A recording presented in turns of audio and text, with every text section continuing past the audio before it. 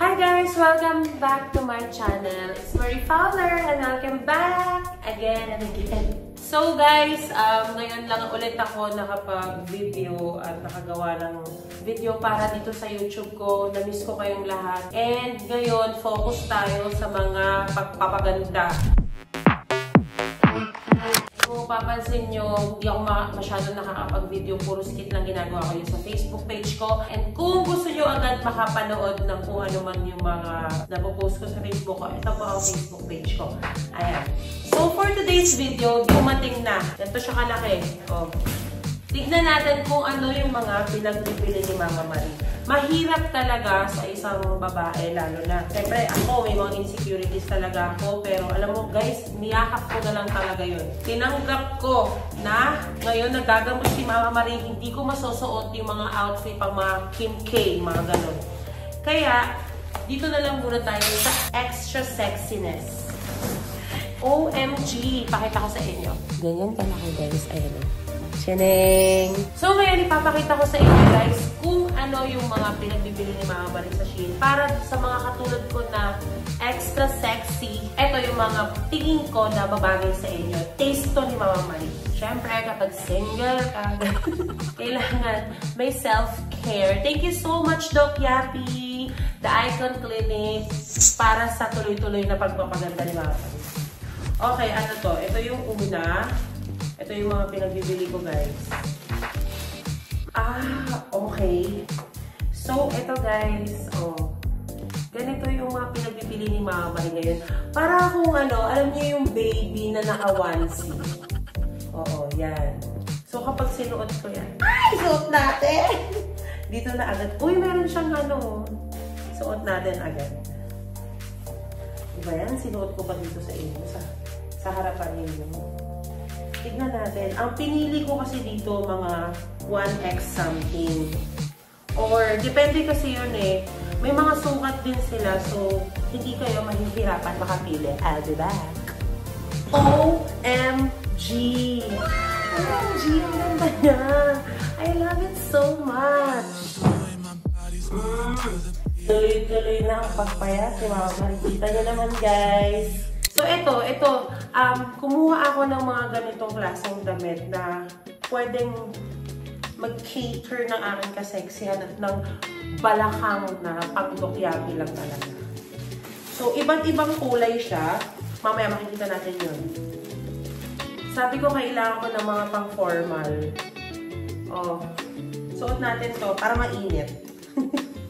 Tignan nga natin. Pag kailangan ni Mama Marie ng mga ng mga pang-formal. O, diba? May pagganito ng eksena. Aminin nyo lang, or pwede ko itong suotin ng eto lang. O. Ganon! Ang cute! Hindi ko lahat susuotin. Init. May problema eh. Aray ko! Hindi ko maalis. Sarili ko lang talaga makakatulong sa akin. Kapag nahihirapan kayo sa mga ganitong eksena ng buhay ninyo, yun ang isipin ninyo. Kaya nyo. O, diba? Kaya ko natanggal ko. Takpan ulit natin ang Arrow. Dedemon by Doc Yapi. Ayan. Yan, isa yan. Tapos, oh my God, ang daming nakapansin sa ganitong klase kung pananamit nitong mga nakaraan. Ito, kung nakita nyo guys, yung susuot ako ng mga ganito, yung terno-terno lang na meron siyang pants. Para akong laging bagong opera. At bumili ako ng shoes. Ano ba pinagbili ko? Hindi mawawala, of course! Oh my God! I love it! Bagay na bagay sa mga ganito kong outfitan. May sleepy! Cute! Oh, yan. Alam mo kasi dati guys, maingay talaga ako. Ngayon na lang ulit. Letter M for Marie. Or maarte. Ganyan. Ang cute niya. Yan yung mga pinagbibili ko. Tapos, balik ulit tayo sa mga... Eto, tulad nito. Ibang kulay ito. Pero, same lang ng outfit ko. Ganon. Eto din. Guys, parang inubos ko ata. Inubos ko ata yung kulay. Ganito din. Ayaw ko magpakabog. Gusto ko puro ganito yung damit. Oh. Meron din akong orange. Ganon ang ginawa ko, guys. Hindi nagpahuli, meron din akong blue. Dark blue. Pretty. Tapos, eto. Ano ba itong pinili ko na to? Ay, yung t-shirt na merong slit hanggang kilikili. Ito, binili ko to para para ma-eksena, ganun. Kapag gusto mo lang nakabra ka sa loob, ganun, mainit ang panahon, pwede mo yan gamitin sa summer. Oh my gosh. Ito, bumili ako ng mga pantulog ko, guys, na alam mo yun, kapag may visitor ka, tapos silk lang. Or biglaan kailangan mo umalis, nakapantulog ka, pero social ang dating, hindi ka mukhang walang nasuot. Kasi guys, ganun ako eh. Sige na nga, alis na nga ako, ganun, kahit ito nasuot ko. O, nag-ready na talaga ako for the summer. Kasi kapag hindi pa season ng tag-init, bumibili na talaga ako ng mga damit. Kasi mura pa kapag taglamig, di ba? Ganun ulit, ibang kulay lang. Pinakita ko na yung kagandahan ko sa ganyan. Okay, ito. OMG, what is the meaning of this? Nakita ko to, guys, doon. Sabi ko, ay, feeling ko bagay sa akin to. Kapag time na, alam mo na, aura ka sa gimikan, gano'n. Tapos ito, I think, meron akong, syempre, pang summer. Tapos, naka-ano na siya. Naka-suit ako para iwas kang magka-sunburn. Niready ko na talaga yung sarili ko dyan. Ito ulit, guys. Parang dalawa yung green ko. May green din ako. Pero ba? Ay, dark green ata yung una. Tapos, ito naman, I love it. Ganda ng tela niya, in fairness. Hindi ko maintindihan kung paano ito suotin. Ito. Ganyan lang siya. Pang summer. Tapos, ito naman, kumuha ako ng mga parang duster ko kapag nandun ako sa beach. Para kapag wala akong humot, hindi mawawala sa akin talaga ang duster, guys. So, gusto ko talaga ang mga duster. Kasi dyan naaalala ko yung lola ko. Tapos, ito, talagang, yung mga terno-terno na ganito, gustuhan ko talaga kasi siya talaga, guys. Velvet. Tapos, hindi siya mainit sa katawan kasi manipis lang siya. Tapos, meron siyang pang ibaba. Talagang inubos ko talaga yung mga pangkabugan na ano. O, meron din akong ganitong color. Cute, diba? Naku, hindi pa huli. Bumili rin pala ako ng red. Ito na yung mga pambahay ko. Parang lagi akong parang naka-ano lang. Baby lang ako dito sa bahay. Pabebe. Pero ginagawa ko to hindi dahil I live with my ex. Ginagawa ko to for myself. And then meron din akong color black. Sakto na to. Pang gimmick na. Hindi na nila mapapansin na pambahay yan. Sabihin nila, malaking cake ka. Anything na skin, Tapos ito, mga ganito. O, ganyan. Katulad nung kanina. Kasi kapag ganyan ang pinili ko, terno-terno na, parang ang lakas makasosyal kapag terno kasi.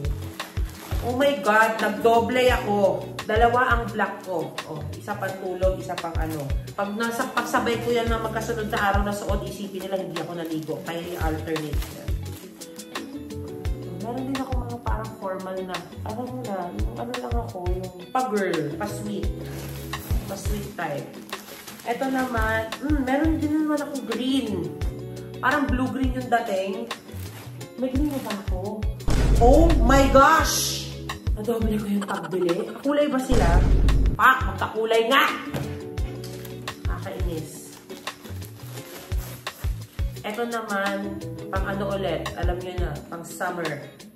Doble-doble ko pala yung pagbili. OMG. Ito yung mga gusto ko. Yung parang winasak mo yung pagkatao ko. Kaya wawasakin kita. Yung mga arte-arte na ganyan lang. Tapos high waist na Oh my gosh! Ako nagugulat ako sa pinag-bibili ko. Hindi, ito. Ibang kulay din naman siya ng guys. Ito. Magkakasama sila. Pang aura-aura lang na peg. Kaka-terno yan. Puro terno na yung ginaano ko, guys, para hindi na ako hirap. Pretty! Ano lang siya? Ganito. Cute! Pa-cute na Para sa mga interview ko sa Toro Family, ganyan. Ito malaki to. Hindi ko alam kung ano ba to.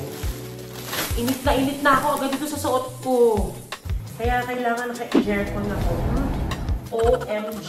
This is the jacket of the year. Hindi, joke lang. Pero maganda siya, oh. And then, ganun ulit. Tulad ng last time na pinakita ko sa inyo. Ibang atake naman po, eh. Ibang kulay lang. Ganyan. Terno talaga.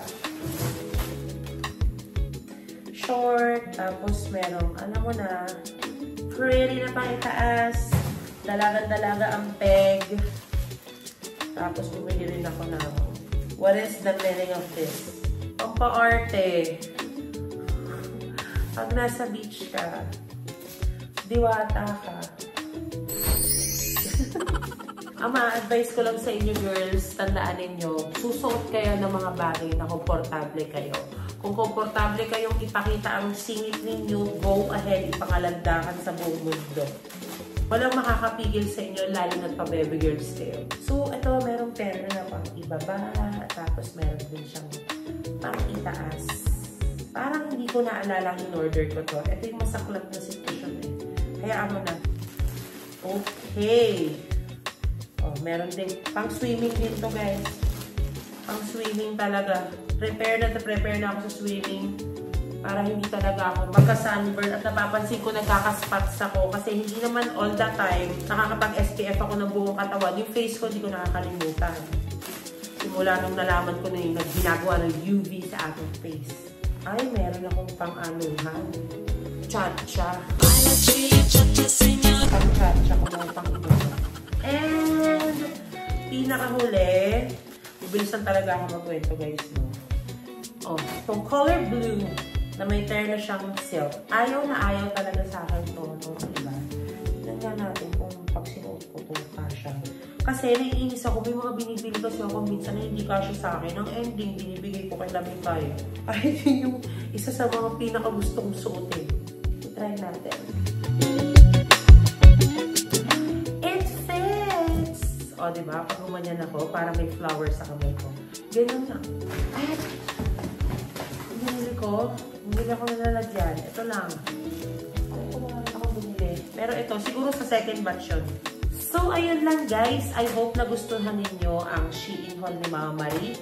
Tandaan ninyo guys, kapag mamili kayo ng damit, make sure na you are comfortable to wear it. Kasi kung hindi ka confident sa suot mo at pakiramdam mo para kung inipit na mamon na to o kaya siomay na inapakan, whatever, hindi ka magiging masaya kapag lumalabas ka and suot mo yung outfit mo. Masisira at sayang lang ang pera. Ganun lang kadali. So, I hope you like this video. Magkita-kits ulit tayo next time. Bye! Mwah!